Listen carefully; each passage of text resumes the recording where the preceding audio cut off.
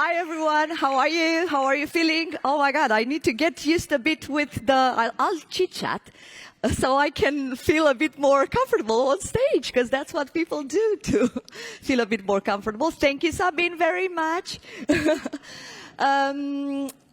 Because you're not so many, would you mind coming forward? Honestly, let's have a bit more of a, a chat. So for those of you who are very far, I'll put my notes there. Yeah, let's get this like a proper training room, guys. I'll put my notes here, actually, and water here. And until you do that, I'll start with the introduction. So, obviously, I'm super honored to be on this stage today. D&AD has been a festival that has inspired me personally, and all the teams I've been leading in many, many years.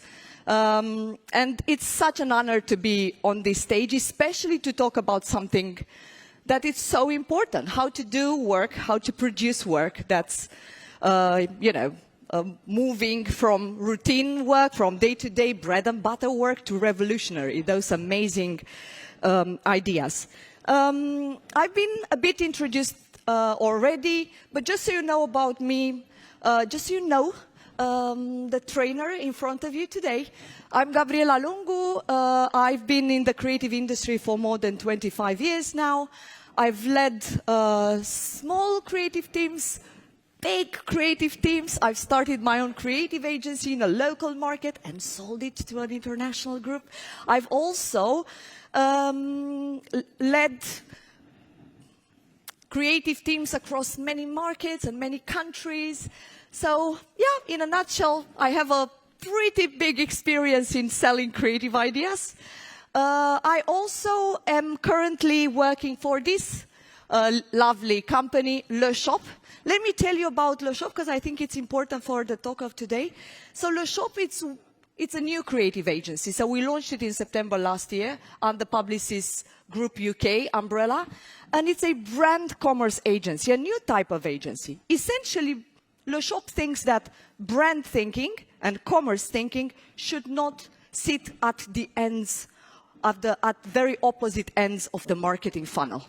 We believe that if you blend commerce thinking and brand thinking, you get to much better creative ideas. And you should not focus only on emotional work or functional work, but you should always try to do both. Creativity that sells. That's actually what we are about at LeSHOP. And we are pretty obsessed about selling. So it's no surprise, guys, that I'm here also to talk about selling. But something a bit different, something much more linked with your day-to-day. I'm not here to present my agency. I'm here to talk about selling innovative ideas.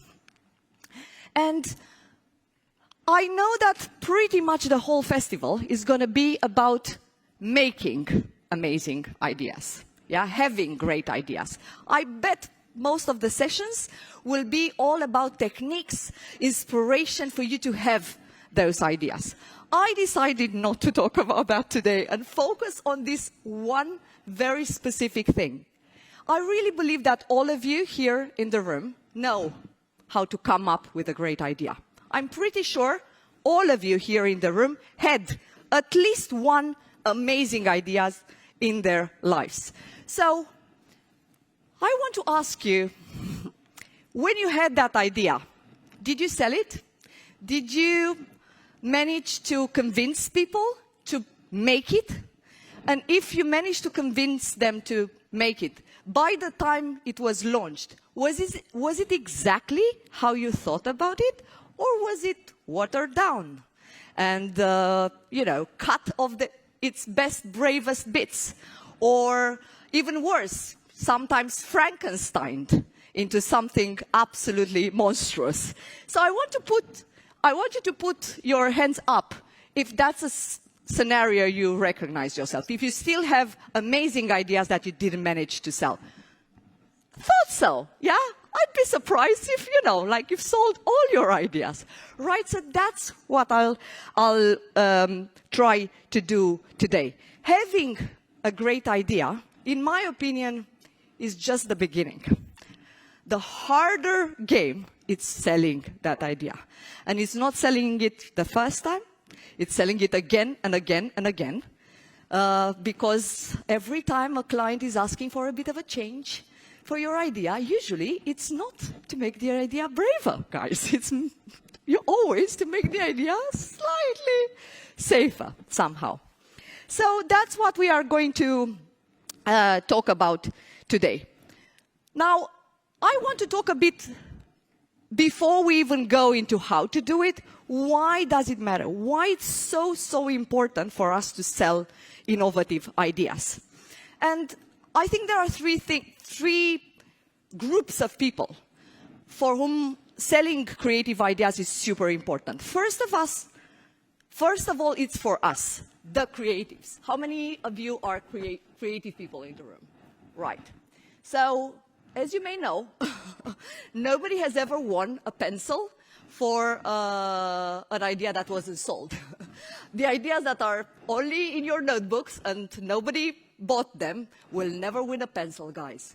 So I'm obsessed with selling creative ideas because I don't want to lead frustrated creatives. I want to lead creatives that feel successful, whose ideas have actually seen the light of day, who we can all, experience. And, those type of creatives have really amazing careers. So it's very important for us to sell creative ideas, right? Then it's very important for agencies. So the people who sent you here today, if an agency doesn't manage to sell not one, but lots of brave creative ideas, they will suddenly, not be invited to pitch. If their reel looks routine with bread and butter work that is not exciting, even for clients that don't want brave ideas, it's a bad sign. Like, routine work just doesn't make for good business. You need to have that type of work in your reel. Good work actually leads to attracting interesting talent, attracting new clients, attracting new business without you even doing a new business effort. So it's really, really important for agencies. It's really good business. And then, of course, the most important probably, it's for clients. Although they are not necessarily the first ones to jump and buy really brave creative ideas, I'd argue that is the most important for them. And it's our role as people in the agency, as creative experts, to lead them, to take them out of their comfort zone and into a way braver area of ideas in order for them to disrupt their categories instead of getting disrupted, left behind, becoming irrelevant. We all know the examples. So it's really, really important to sell creative ideas. So if it is so important and so good for all of us, creatives, agencies, and clients, how come we don't sell more? What's happening? Well, I'd start with something that probably most of you, and again, I'd love to see your hands up, if you've ever heard, if someone told you, the work would speak for itself. Yeah, the work doesn't speak for itself. It barely whispers, guys.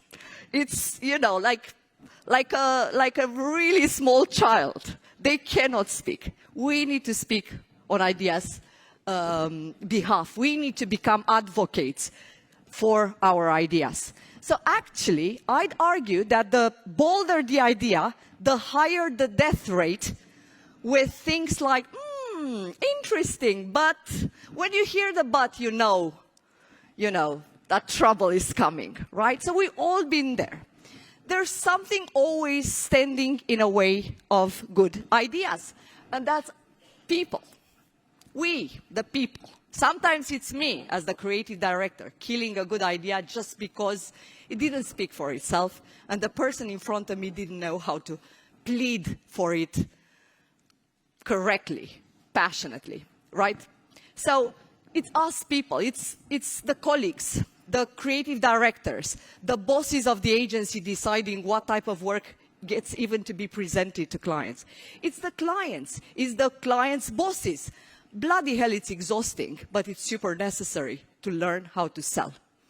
People are natural blockers, and this is, you know, something that we all need to acknowledge. So every creative idea, if it's truly new, if it's truly original, like all great ideas must be, the more has a very original part, because, you know, you'd argue that nothing is so original anymore, right?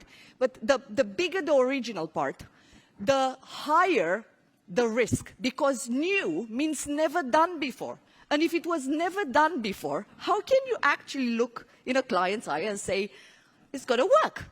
How can you promise? You can't, really, right? So you cannot honestly promise them it's going to work. So any good idea is inherently risky. It means that every time you're trying to sell a brave idea, you're asking someone to put their head on the block for your thought. It's asking them to risk their career, their professional reputation, the budget of their company, everything based on the fact that you think it's a great thing. So it's no wonder that, you know, so many great ideas die. Actually, as I said before, there's also something really interesting that's happening, which is you may even sell an idea the first time, but then by the time it gets out there, it gets dulled down, basically. So you're lucky sometimes if a quarter of your idea is still, you know, true to what you had in your mind. I see some nods there, someone who's really feeling. I speak from experience. I see this every single day. So yes, the more I advance in my career, the more I realize we're actually really not in the business of coming up with great ideas. We're actually in the business of selling creativity to people who perceive innovative ideas like a threat. And it's not cowardice, guys. It's very easy to say, oh, they didn't get it, they're stupid, they're cowards. It's not. It's really human nature. It's psychology, it's biology. So how do we now, let's not talk about why is this important, let's start talking about what we can do about it.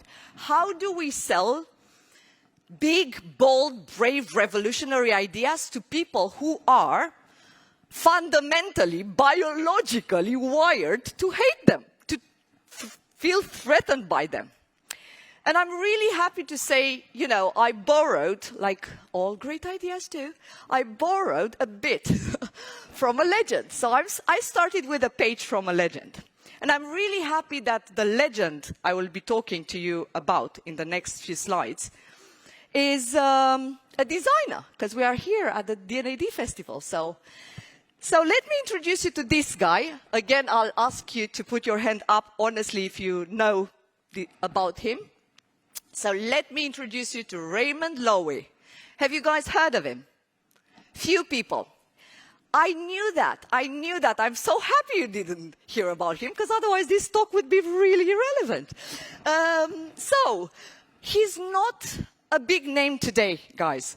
But look at those lines there. So he is the father of industrial design, the father of streamlining, and even more importantly, and that's actually the big headline, he actually designed the 20th century. So by 1950, Cosmopolitan said, Loewy has probably affected the daily life of more Americans than any man of his time. He's an American guy. Actually, he's half French, half American, of Jewish origin. So he's, a man of today, a man of the world. So this guy was proudly populist. He said one should design for the advantage of the largest mass of people. Pretty much how advertising is, if you think about it, right? Like, we should always advertise with the biggest number of people in mind. A bit more about this guy, because I think he's a really interesting person. So, for example, this car, I'll try to say it right, Studebaker Starliner Coupe. One of the most influential car designs ever made. So, you can see it there, it's gorgeous. And also, one of the things we all know, but we didn't know, it was Lowy. So, the iconic blue nose of Air Force One.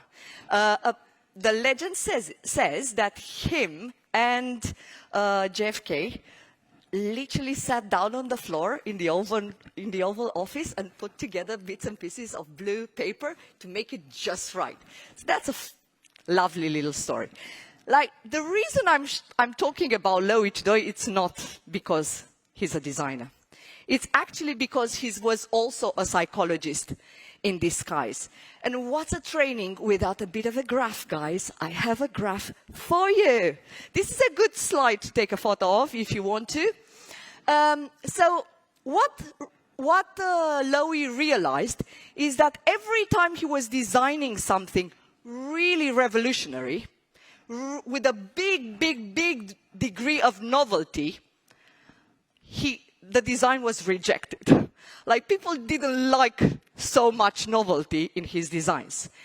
Pretty much the same thing happened when he designed things that were too familiar. Like when he applied just a little bit of novelty to his idea and he didn't move the idea too far. So when it was too familiar or too new, the ideas were rejected. So actually, he realized that the magic happened in between these two.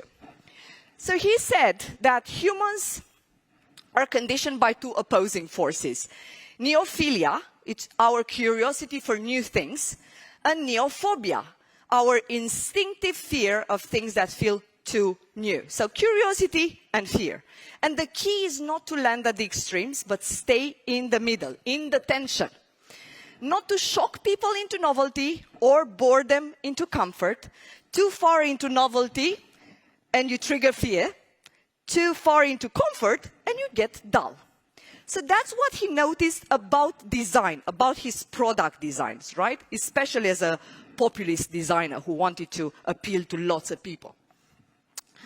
He came up with this rule, which I absolutely love, especially the first. So the last quote, it's more famous, but actually I love the first one way more. It's so beautiful. To get people to accept the future, make it look just enough like the past. And I think it's a really, really powerful thing. Now, he gave all this theory a name. And again, this is the code that all my talk today is about. The name is Maya. And please tattoo it somewhere on yourself, because it's such an important concept. How many of you have heard of Maya, even if you didn't know it was Lowy? Bloody insane. So it's such a massive concept. Now that you will know this, you will see it everywhere, in every single thing that's successful, in any idea that is successful out there. So Maya literally means most advanced yet acceptable. Very simple. So in a nutshell, it means selling things in a way that you make them feel familiar, although they are very advanced, right?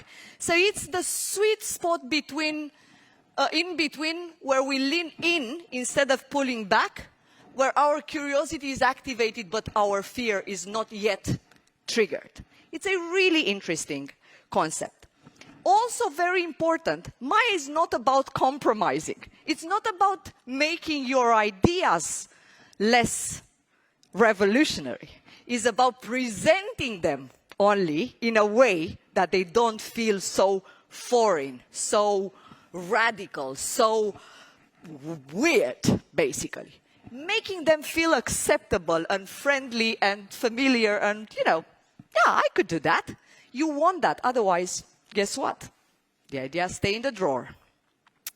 So it's about strategic selling, giving people something to hold on to while nudging them forward. And I before we even move forward, I want to give you a very quick example of Maya that you will all know. So think about Silicon Valley, where the investors, all the investors, are looking constantly to new ideas and try to figure out which one deserve their investment, right? And you must have seen that in the media everywhere, how many ideas, many absolutely brilliant new ideas are actually promoted as a fresh spin of familiar success. So you may remember that when Airbnb was launched, it was talked about as the eBay for homes. And then when Uber was launched, guess what? It was the Airbnb for cars. Yeah, that's giving people something they know and then also telling them about the innovation. Ah, that's interesting, Airbnb for cars. I get it. Yeah, it's new because it was never done before for cars. That's revolutionary in that industry. But it's familiar. I know how Airbnb works. I actually worked for, then also lots of companies are the Uber of, you know, that's how many companies are like that, Uber of everything. I actually worked for a company that was positioning itself as the Amazon of beauty. And if I say Amazon of beauty, you all understand what type of company that was, right? So that's a very simple, really basic example for you to understand how Maya works. And when I heard for the first time of Maya, obviously Maya was created and discussed as a tool for creating design, for designing, for putting design prototypes and new designs out there. Is the reason, for example, you know, the iPhone, it was so easily adopted as a product, right? Because it was created with a Maya principle behind. But what I also realized is that I didn't see design. I saw psychology. And because it's psychology, I realized I could actually apply this to my day-to-day work, which is less about designing products that go out there, but it is about designing ideas that should be sold and live out there. So I thought about how to use Maya for selling creative ideas, and I put together a 4-step method. So this is a very training part of the session today. So it's a method, guys. Write it down, try to apply it. It's going to change your life. I hope so. It's going to help you bridge the gap from routine to revolutionary. So let's go through the step-by-step method. The first step, it's identify the familiar core. So again, just so I'm super clear, I'm starting with the premise you already have your idea. So this is not about how to come up with the idea, it's about how to package your idea, how to sell your idea, how to frame your presentation when you're putting your idea out there. It doesn't matter in front of whom. Your creative director or your, you know, the CEO of your client. Yes, I'm only talking presentation right now. So the first thing is literally you need to consider thinking about your idea, what's your audience's expectations and preferences? Like, you came up with something revolutionary. What do they expect to see when you go out there? Knowing exactly where their heads are, it's really gonna help you, yeah, to see what's acceptable and what's advanced, right? Like what's that part that might be scary for them? The next thing you should do is, you know, while you are thinking about your audience, is to find those comfort anchor. So it obviously the comfort anchor can differ very much based on your idea. So if, for example, your idea it's super innovative because of the tech it's using, you may want to give also tech-related comfort anchors. So you might say, for example, the mechanic you use in tech, it's very new, it's never done before, but the platforms are the usual platforms, the things that you use every single day. So it's very, very important to find, you know, those comfort, expected, familiar things that the client will feel, you know, good and safe, and they will not feel pushed. And when you present, start with that. Always start your presentation by, you know, talking about what's familiar, what will stay the same, what you already love from what they've done so far.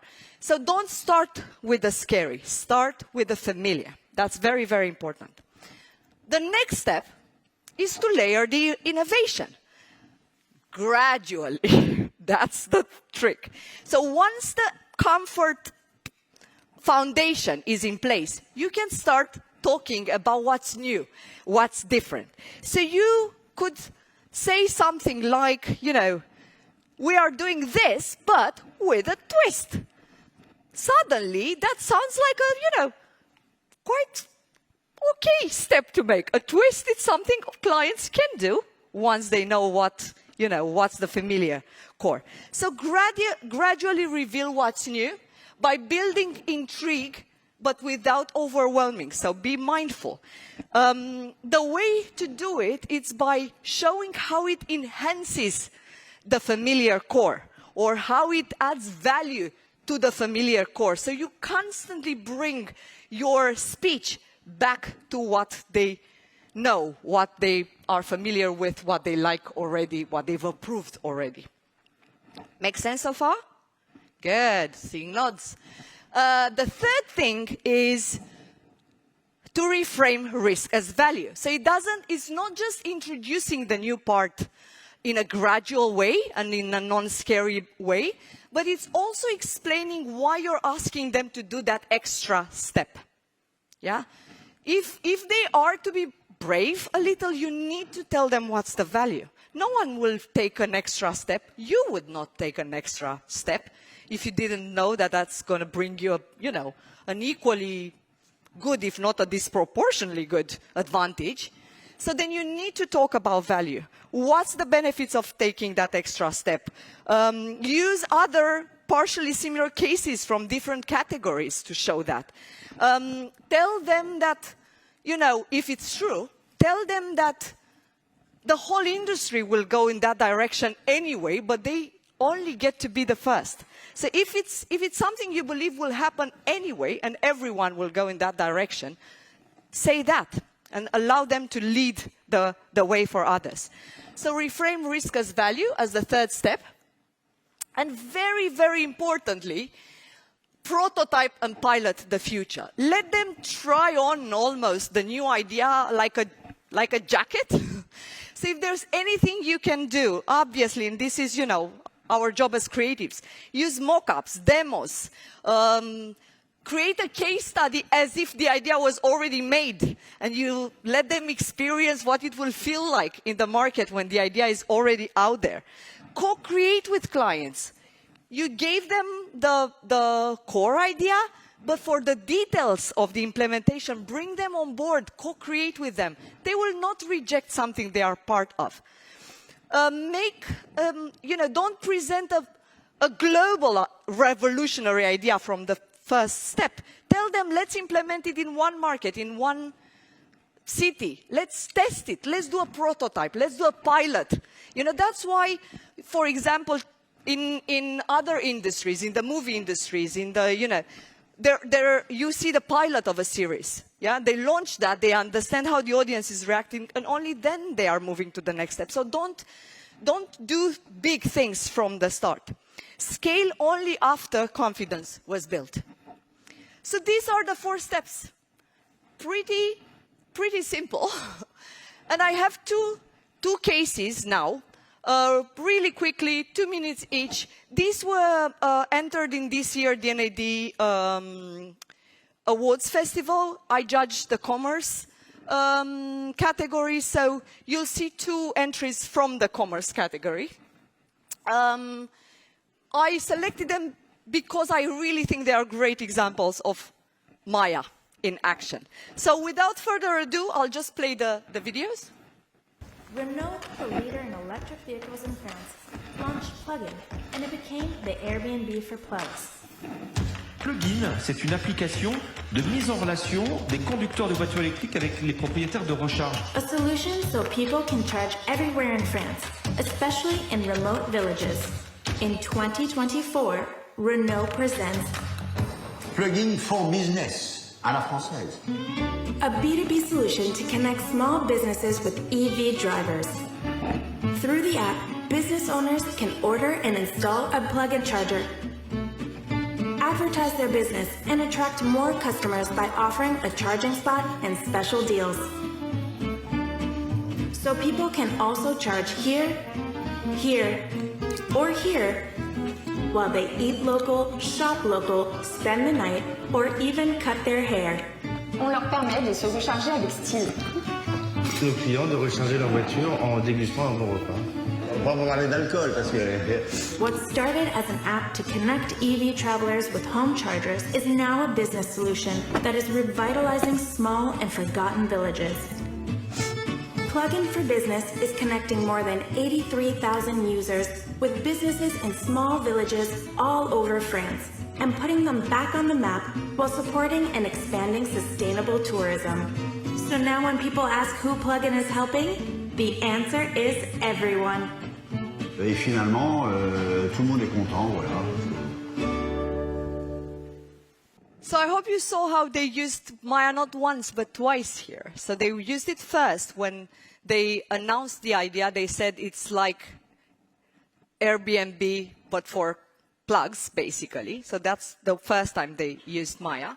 But then also, in this campaign was actually done for the idea was done for the first time 2 years ago. So they started with plugs in individual homes, and then they created the same idea for businesses. So plug in, now it's for businesses. So they said again, we did the same thing now for businesses. So every time they managed to push the idea further, but anchored it very clearly and something that's familiar. When you say Airbnb for plugs, for electric vehicles, everyone understands what you're talking about. And suddenly it's very easy to do the idea. Let's take a look at another one. Digital media is key for e-commerce, and for Oreo, this represents millions of dollars on media spent fighting for attention. But here's the thing. There's an Oreo hidden in plain sight. The 3-bar menu icon across hundreds of millions of websites and apps. The only problem, people call this menu a hamburger menu. So we gave it a twist. The Oreo menu. Whenever people see it on screen, they can expand it and use any of the tab names as promo codes at oreomenu.com.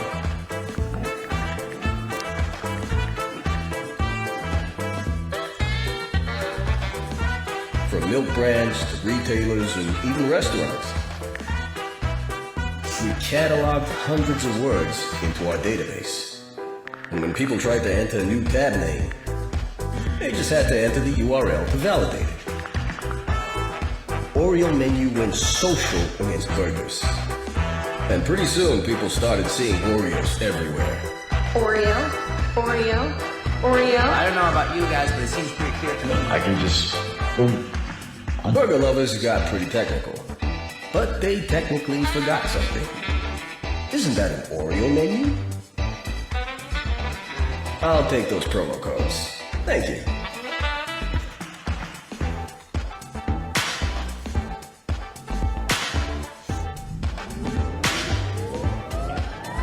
To be honest, Oreo never crossed my mind, but now that I see it, that's all I think about. By making people think of Oreo every time they see this menu, we are turning every website visit into a media impression and every menu into Oreo stores.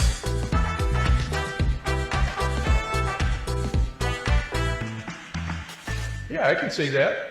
I think all of you can imagine how applying something like Maya could have helped them sell this idea. I think for the second one, the whole idea is actually a big Maya.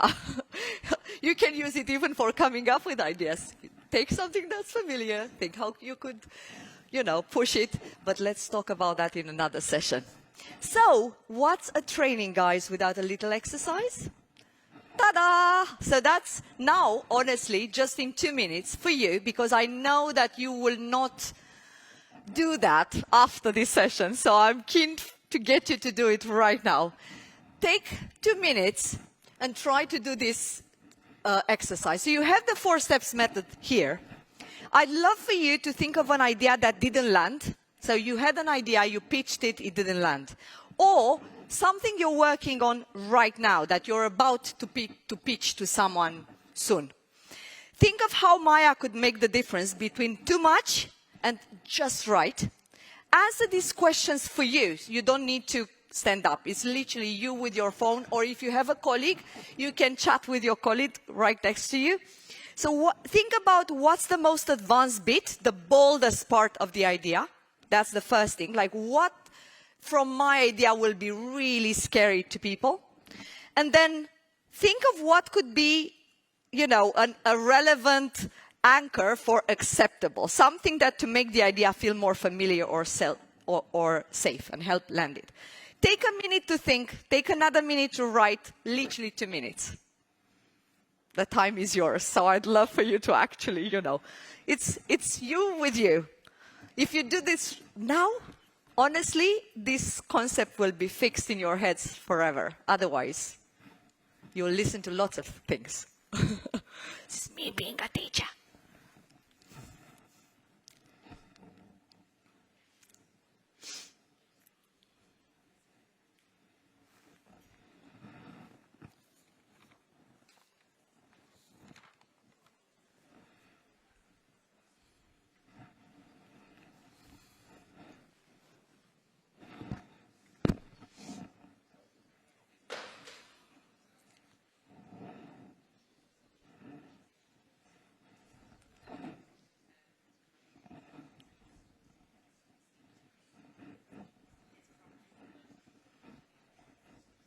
This sound is music to my ears.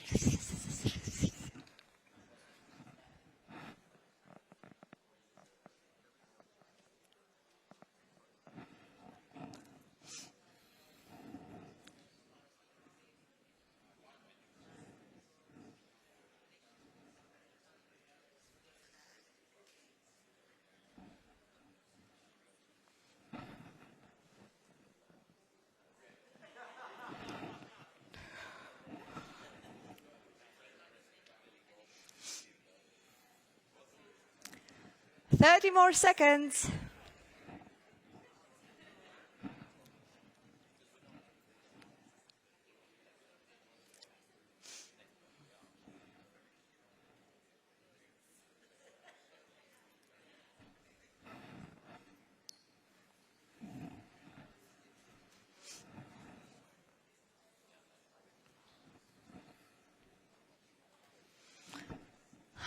Right. So we're approaching the end of the session, guys. Before I leave you, I have 2 more things to discuss with you. First of all, why am I here in front of you to say that Maya fuels braver marketing and that it's, you know, taking work from routine to revolutionary? I really, really believe this. And the first reason is because it eases stakeholder concerns. If you start presenting your ideas like this, with this type of framework in mind, it's going to make people feel way more relaxed and able to hear the brilliance of your ideas. Every time when we start with something that is super big and super brave and scare them to death, we are one step further from selling our brilliant ideas. So therefore, we don't do our job to make clients feel that, you know, they could do those ideas. Yeah, so it's not making us good professionals. We don't manage to lead them out of the comfort zone. So please try to use it. It's really important. Also, presenting ideas like that helps with the narrative. Helps with the storytelling, guys, because it crafts a story of progression for the client. You can say like, look, this is where you are, this is what you've been doing, and we will take you here. Like, it's even easier from a storytelling point of view. So many people are talking about how important storytelling is in selling creative ideas, but it's very hard sometimes to do it. Like, how to use storytelling to present my ideas? Well, in a way like this. It's a really nice way of presenting.